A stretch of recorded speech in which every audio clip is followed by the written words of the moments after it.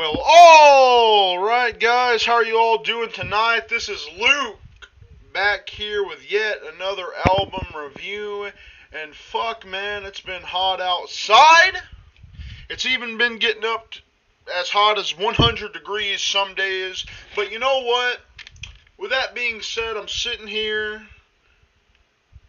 with a great all-time classic, and you know what? With it being as hot outside as it is, what wouldn't it be just some perfect time for some amazing fucking sludge metal? And actually tonight, as you can tell by the title, we are reviewing a genre-defining masterpiece with one of my favorite fucking bands and albums of all time, hands down. Okay, no other band beats this. This is Acid Bath, When the Kite String Pops, and I actually have the CD sitting beside me right here. Now Rotten Records is very picky about copyright, so I'm really hoping this video doesn't get taken down. That's actually why, while I'm doing review, how I usually have music from the live videos playing in the background. I don't tonight, just because I'm trying to play as less music as possible. I'm still going to run the motions of the review as well, but Rotten Records is very picky, so I have to watch kind of how much music I do play. But I'm sitting here with the CD, my bad, not DVD. But I'm sitting here with it right now. Released on August 8th, 1994, on, of course, Rotten Records. Now, if you somehow don't know these fucking sludge metal legends, I'm going to give you a little rundown of history for you on these guys right now. Now, Acid Bath was an American sludge metal band from Homonema, Louisiana, active from 1991 to 1997. Acid Bath combined doom metal roots with influences from hardcore punk, death metal, gothic rock, and blues to create the band's unique sound. Now, in a Pit magazine interview, vocalist Dax Riggs classifies their sound as death rock. In another interview, guitarist Sammy Pierre Duet described their sound as gothic hardcore. But they broke up after the death of the bassist Audie Patry in a traffic collision in January 1997. Rest in peace to Audie Patry. Now, Acid Bath was an incarnation of two bands, I gotta say. Dark Carnival, which featured Audie Patry, Sammy Pierre Duet, and Tommy Viator, and Golgotha, which featured Dax Riggs, Mike Sanchez, Jimmy Kyle, and Jerry Buznelli.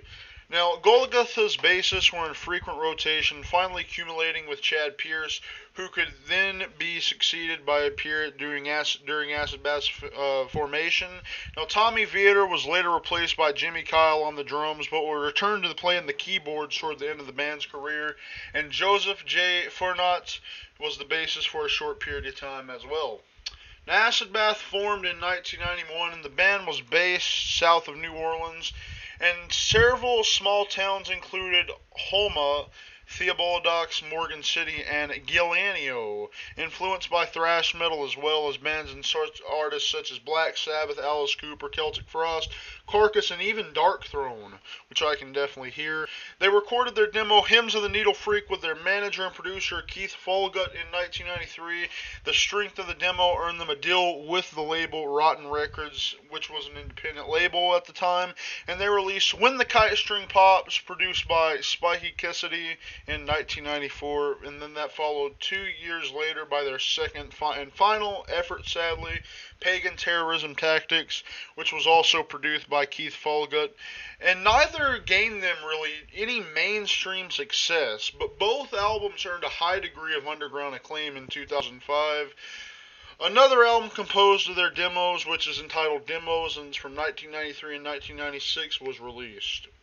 So after 2 studio albums, Acid Bath's career came to a tragic, abrupt end on January 23rd of 1997 when bass guitarist Audie Patry and his parents were killed by a drunk driver who had run a stop sign, and Kelly Patry, Audie's brother, was the only one of the 4 family members to survive the incident, escaping with only a broken rib and a mild neck fracture. Now, while rumors of another album circulated after the band's end, nothing new surfaced. Sammy Dewitt owns a tape of him and Mike Sanchez coming up with riffs for a possible third Acid Bath album. He mentioned that this tape on his interview with Does It Doom, the tape was labeled Rat Poison because neither of them could come up with an album name. And one of the members saw some Rat Poison at the box in a box at the rehearsal, and just said, "Bro, let's just call it fucking Rat Poison." It was also rumored that some of the riffs were used in in one of the first Goat Whore albums. However, this was also proven to be false. Now, Tommy Vetter played drums on Disincarnate's album Dreams of the Carrion Kind with the well-known death metal guitarist James Murphy. Dax Riggs and Mike Sanchez went on to perform in the band's Agents of Oblivion, releasing one self-titled album in 2000 and disbanding shortly thereafter. Now, starting in 2000, Riggs was also the frontman for the swamp rock band Dead Boy and the Elephant Men. Now, it is my personal opinion that I'm not really a big fan of what the fuck Dax had to do after Acid Bath. Other shit just kind of is weak compared to Acid Bath for me. That is just my opinion, though, and if you do enjoy some of his other projects, that is fine. But, he began releasing material under his own name in 2007, and Sammy Pierre Dewitt was once a member of Crowbar, but has since left the band. He is now a member of the black and death metal band Goat Whore and Ritual Killer, and his doom metal band with Kelly Betree, which is the brother of Audie. Sammy Dewitt has remained an open Satanist since his days in Acid Bath. Audie formed a metal band in 1995, blending black metal vocals with the heavy sound of multiple basses with no guitars. But that band is known as Shroom, and I'm going to get to reviewing some Shroom. They have that one record out. I'm going to get to reviewing it eventually.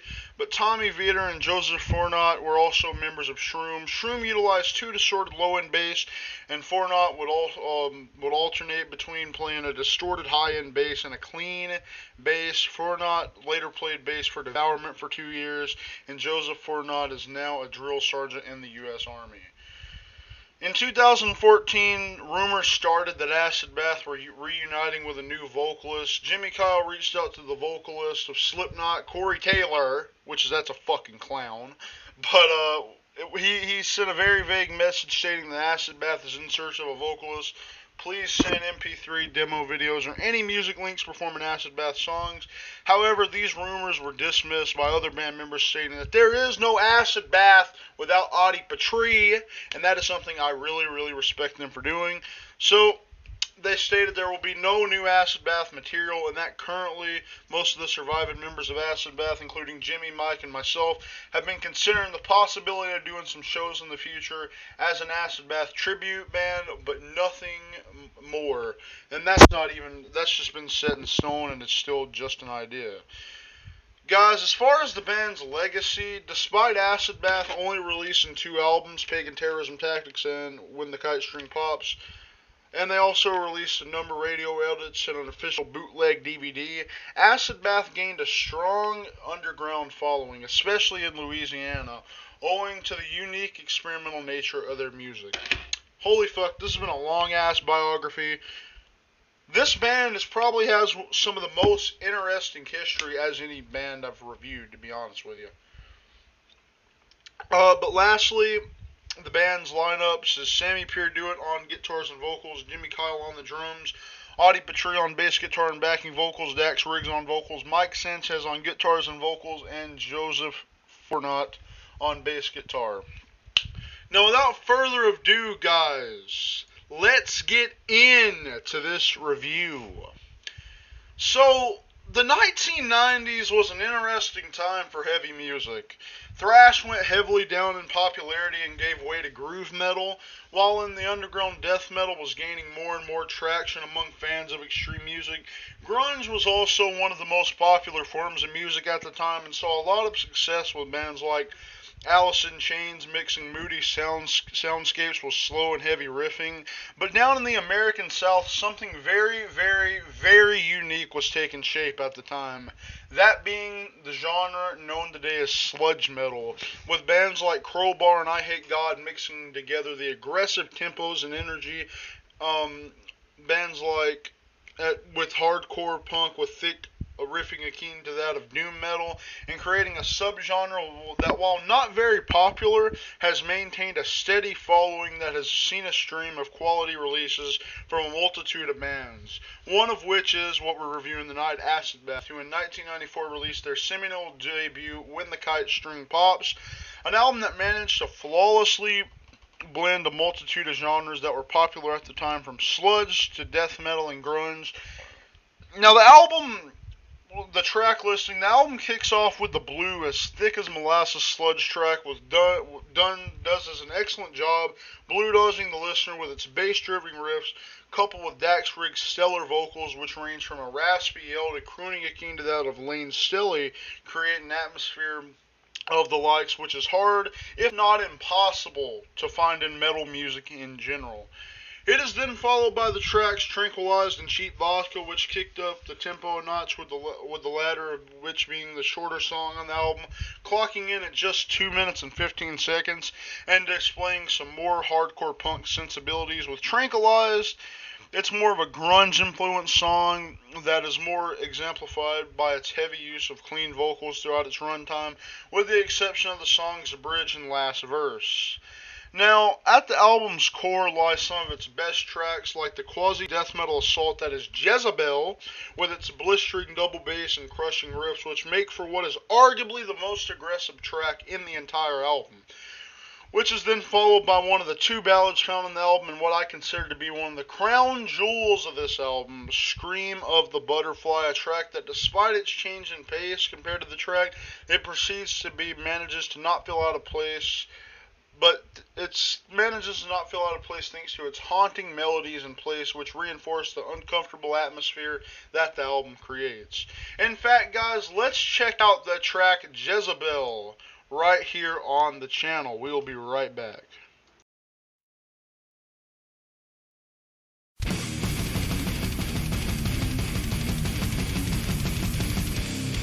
I took this cigarette and put it out on you,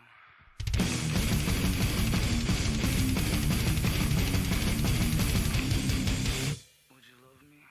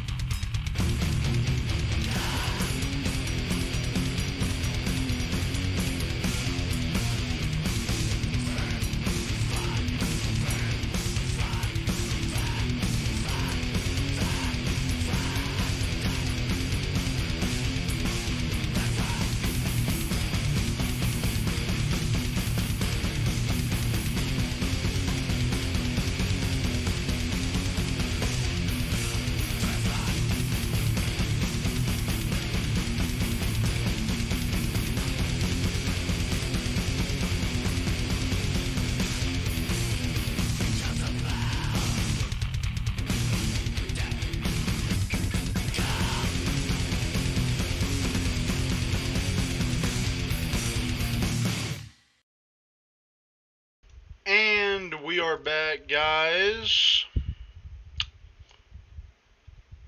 My God, isn't that just one of the best fucking tracks on the album?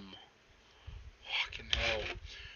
One of their best songs, period, actually. I'll have to be honest with you here. Now, the following tracks, which are Dr. Seuss's Dead and Dope Fiend, and also Tababo Kumi, are some straightforward sludge tracks which involve a lot of tempo changes, along with multiple of interesting drum fills, courtesy of Jimmy Kyle, who manages to keep things tasteful with his displays of technique throughout the album, which also provides a steady base for the rest of the band to build upon. The album is bookended by the What Color Is Death, The Bones of Baby Dolls, and Cassie Eats Cockroaches.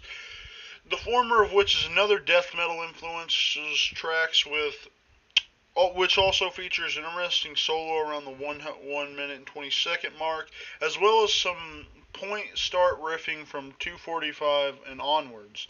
Now, The Bones of Baby Dolls is the second ballad of the album, one that is quite sombre and has a defeated tone to it, acquainted by the fact that the song simply fades away unlike any other song on the album. The band then picks it up for the final track, which is another sludge number that has some obvious death metal influences, also uses some vocal samples throughout in order to supplement the suffocating and aggressive feeling to it. And with that, the album ends in a manner as explosive as it began. Now, lyrically, the album is quite varied too, with its central themes being addiction, the blue, tranquilized like a dope fiend, abuse and murder, finger paintings of the insane, Jezebel, Scream of the Butterfly, etc., and some tracks talking about religion, pain, and death, God Machine, the Mortician's Flame, and What Color Is Death, all of which is written abstract and poetic way and has some hints of dark humor sprinkled within most of the tracks, and all that is carried by Dax Riggs' exceptionally vocal performance and his flawless alternations between harsh and clean vocals, which further elevate the song's lyrics. The lyrics on this album also kind of in a way, especially at the fucked up mental state at the time, put you in the mind of kind of what is on the album cover, John Wayne Gacy.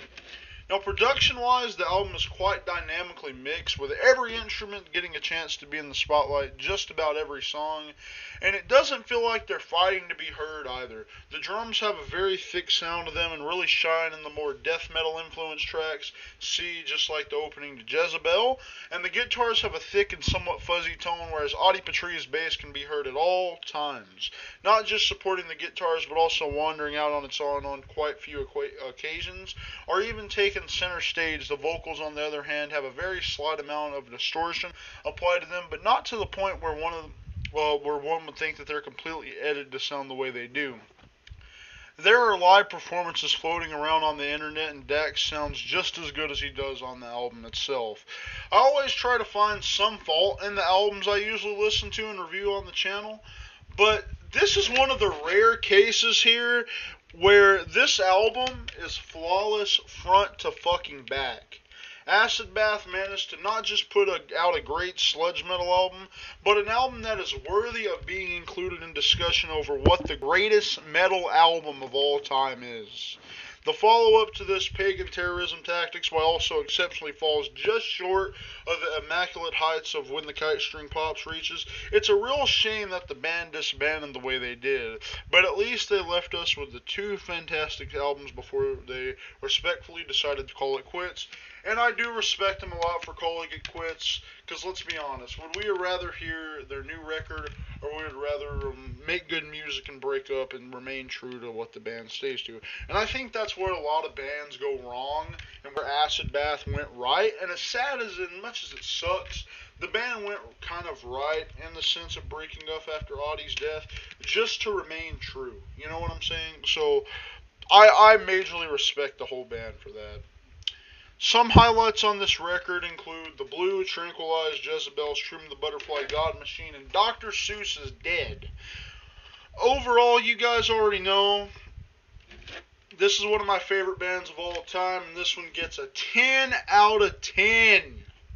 Such a timeless album, and one of the best metal albums of all time, no doubt. Definitely the best sludge metal album of all time, in my opinion, anyways.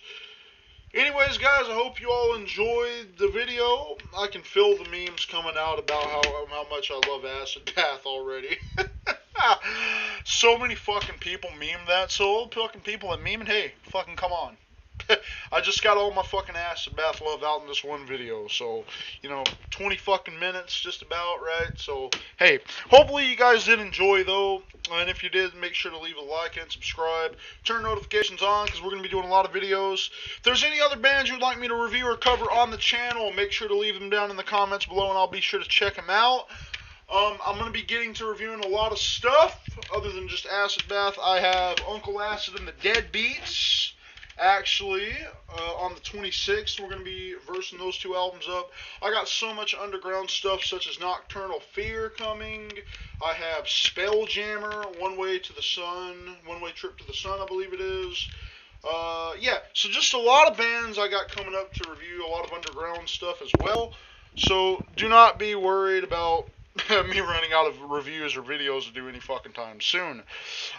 If you'd like to join me or Chaos's Discord, the links to those will be down in the description as well. We're going to be hopefully getting a podcast out here for you soon, hopefully sometime. So be looking out for that, hopefully before the end of the month maybe. Anyways, guys, this has been Luke. I hope you enjoyed this video. Until then, guys, have yourselves a fucking good one.